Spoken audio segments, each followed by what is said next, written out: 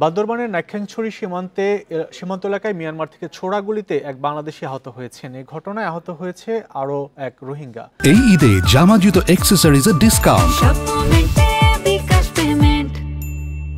শুক্রবার রাত ৯টার দিকে ঘুমধুম ইউনিয়নে এই ঘটনা ঘটে।